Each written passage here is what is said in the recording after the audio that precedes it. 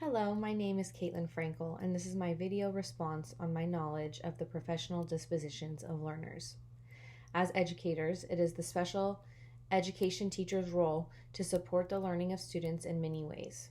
Teachers should always be actively learning to make sure they are up to date on resources to help student learning. One way teachers can do that is through planning thoughtful lessons. When the teacher takes the time to plan thoughtful and intentional lessons, students benefit tremendously and are able to access more learning. Another way special education teachers can support the learning of students is by upholding professional expectations and ethics. Teachers can do this by always acting in a professional and ethical manner with their students. This is crucial for teachers to act in this way because it maximizes student learning. When teachers act in a professional way, students are able to focus solely on the lesson and not worrying about anything else their teacher has going on. Another important aspect for special education teachers to remember and be actively a part of working on is working collaboratively with their teammates. When teachers work collaboratively with each other, students benefit tremendously from the wealth of knowledge shared. The first disposition that I feel is one of my strong suits is fairness.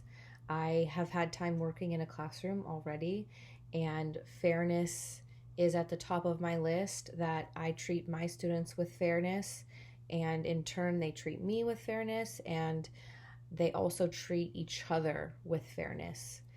This is important for me to implement into my classroom early because it really sets the tone for the class, and students know that they can truly trust their teacher. Another important disposition that is at the top of my list is honesty.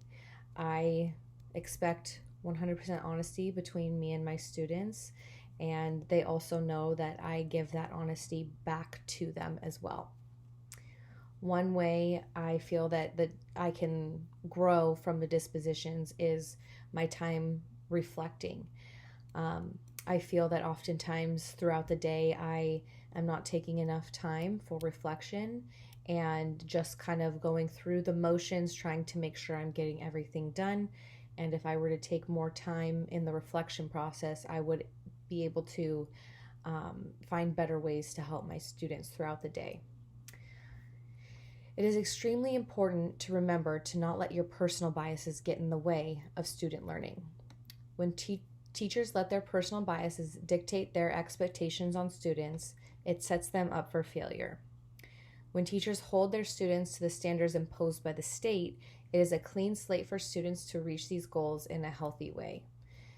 Students are able to meet these goals in a healthy way with resources, and they're able to actually retain what they're learning. Thank you.